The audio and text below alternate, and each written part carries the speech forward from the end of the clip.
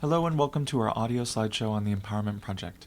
My name is Scott, and I'm part of a team of researchers at the Center for AIDS Prevention Studies who developed the Empowerment Project. And over the last several years, we studied how agencies across the country implemented it. We followed 72 agencies for more than 2 years in the communities you see on this map, and we learned a lot about real-world adaptations from the supervisors, staff, and participants of the projects. In our original research, we found that the Empowerment Project reduced the rates of unprotected anal sex among young gay and bisexual men in a number of different cities. In our research with 72 agencies, we have seen the Empowerment Project adapted and work well with diverse populations, including African American and Latino MSM, with younger and older men, in rural areas as well as in large cities, and we want to pass on to you what we learned from observing these projects. I'll be your host as we discuss Core Group, one of the core elements for the Empowerment Project. During this slideshow, I'll define the Core Group, describe how the Core Group fits into the larger landscape of the Empowerment Project, and discuss the experiences that agencies across the U.S. had as they developed and maintained their core groups with a wide variety of populations. You'll see lots of pictures of core group members, core group activities, and empowerment projects, and I'll tell you about what made their core groups successful and what challenges they faced. We hope that hearing about their experiences will inspire your projects and generate innovative and creative ideas about how to organize, maintain, and energize your groups. At the end of the show, we'll tell you how to learn more about core groups. Core Group is the decision-making body for the Empowerment Project. The young men who make up the core group make decisions about almost everything having to do with the project. The core group decides what to call themselves, they choose a logo, they decide on event themes, forum themes, outreach events, you name it, the core group chooses it. From our interviews and observations of empowerment projects, we learned that between 12 and 20 young gay men make up the typical high-functioning core group. Core group is just one of the core elements of the Empowerment Project. The other core elements are the coordinators, a project space, social events and outreach events that attract guys to the project where safer sex and HIV testing promotional activities are conducted,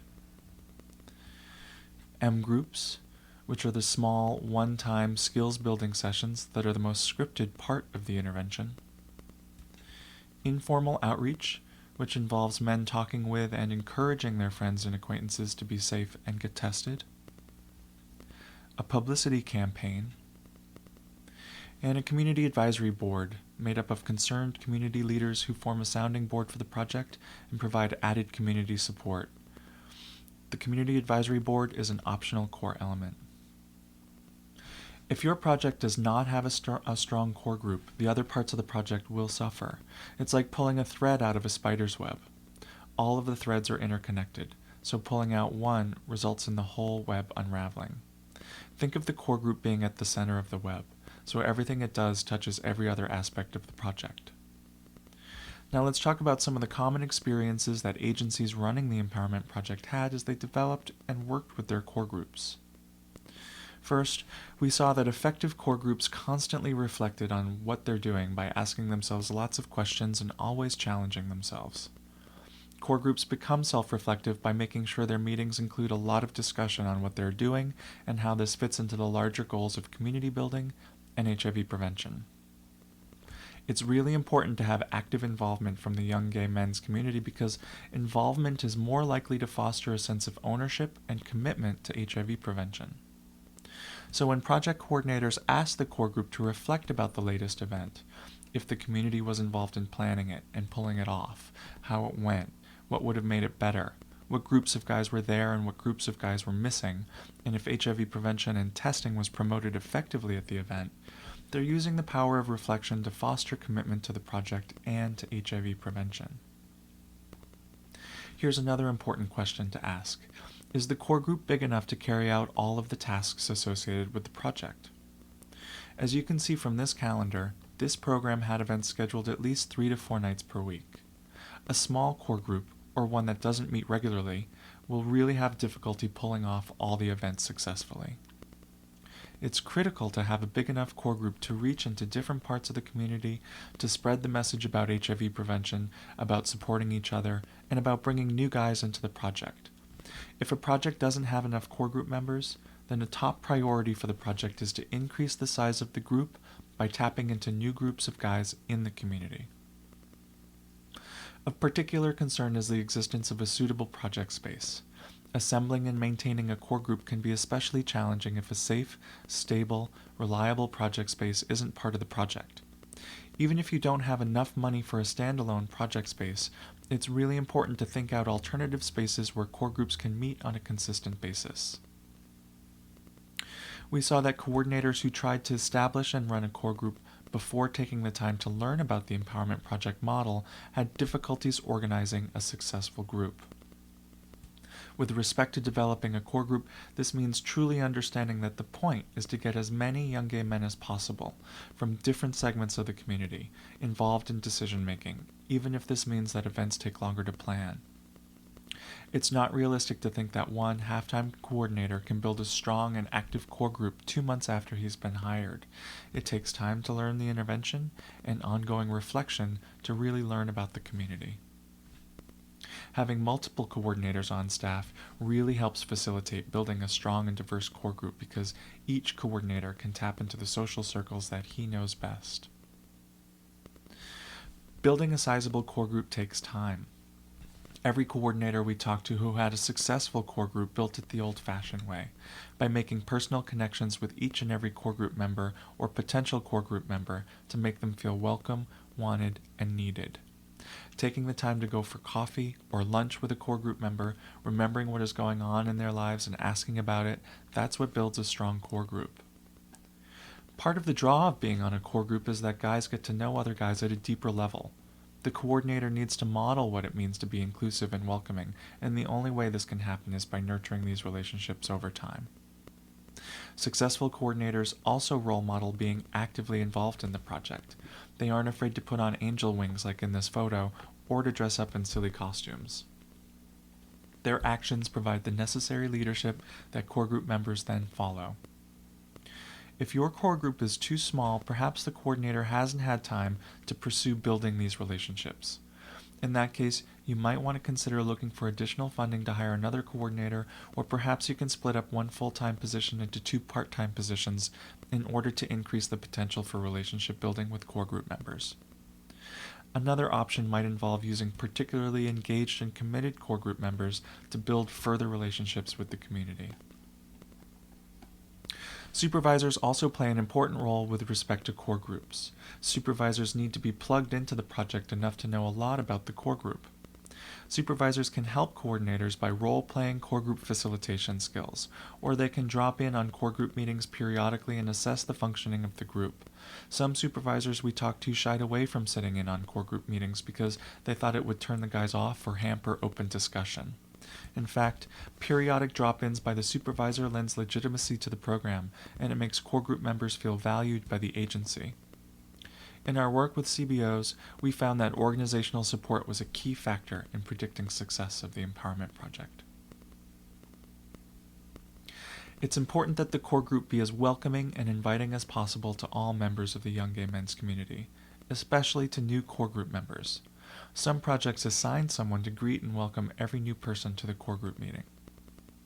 In addition, if a core group member stops coming, the coordinator should ask himself why. One way to make sure this happens is to have coordinators and supervisors analyze together about who is coming to core group, who is missing, and how individual members can be nurtured. One coordinator we talked to encouraged the practice of deliberate kindness, which is going out of your way to make sure all members feel welcomed and wanted. Projects that welcome newcomers and try to make sure that core group members keep returning model the basic concept of inclusiveness. Our recommendation is that core groups reflect whether or not this is happening. A difficult challenge that some projects have faced is when their core groups turned into cliques. Remember, this program is about the community, the whole community, and the project can only be successful if constant attention is placed on making it a place where all young gay men are made to feel welcome. It's important that when the core group plans activities, they plan them for the broader community, not just for themselves. We saw that the most successful events were planned with the needs of the whole diverse community in mind. So for example, just because the core group is all into voguing doesn't mean that all young men in the community share that same interest. So if all of their events are just about voguing, then the project isn't going to reach men in the community who don't share that interest, and the project may start being seen as a clique. You can see from these images that the empowerment projects can sponsor all kinds of different activities that appeal to a wide range of community members. When all the activities begin to be the same, that's an indication that a wider range of guys are needed on the core group to represent diverse interests and crowds within the young men's community. Another lure for potential core group members is the idea that they'll have fun. It's important that meetings be fun, as well as productive and well organized. Make sure that there's social time at the beginning and end of the meeting, or perhaps hold core group meetings right before a regular social event, like a movie night or an open discussion forum. Doing this can help make sure that the groups are fun. Also, not being serious all the time is important. Cracking jokes, getting off task a bit, and lightening up, having an icebreaker no matter how goofy, these all make for fun meetings too. One very successful coordinator we observed always did an icebreaker at the start of a core group. He realized that even though sometimes guys said they didn't want it, they enjoyed the icebreaker once they did it, as long as it was varied over time. Which brings us to the next factor which we observed in our research. Coordinators who show enthusiasm about being at the core group and what the core group is doing inspire others and make the core group meetings more enjoyable. No one wants to volunteer their time participating in meetings that aren't productive or don't achieve anything tangible. That's why it's also important to make sure that the meetings balance productivity with fun. To assure productivity, have an agenda for every meeting and have concrete goals for every meeting. In other words, be clear about what you want figured out by the end of the meeting and balance time in the meeting between having fun and working. When core groups spend the bulk of their time talking about boring things like bylaws, budgets, or procedural guidelines that aren't linked to the planning of a specific fun event, then guys just tend to tune out and lose interest in future meetings. And by all means, hold regular core group meetings. We recommend having weekly meetings. Even though we know that a lot of projects have decided to have less frequent meetings, we still think weekly meetings are best because they allow for more contact between members, which means more opportunities to learn how to support each other. Also, events are more easily planned when more frequent meetings occur, and there's a certain vibrancy to a project when meetings take place every week. Additionally, scheduling is simpler when core group members know that the group meets every Tuesday instead of wondering if the group meets tonight or next week. If the project is doing regular events, planning ongoing outreach, publicity, and M groups, there's a lot to get done.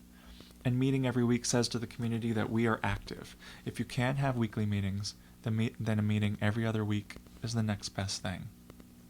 And please don't replace in-person meetings with internet-based core group meetings. And by this I mean emailing or posting messages on social networking sites in order to plan project events. It simply hasn't worked.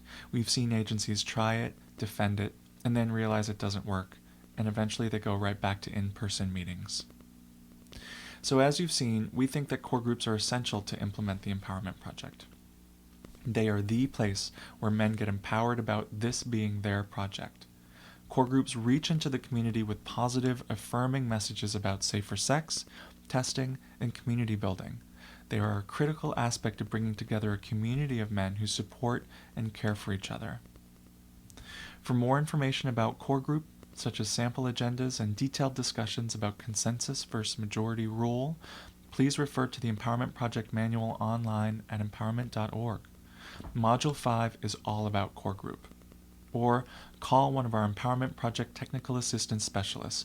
Really, give them a call. They would love to hear from you. Cheers and good luck.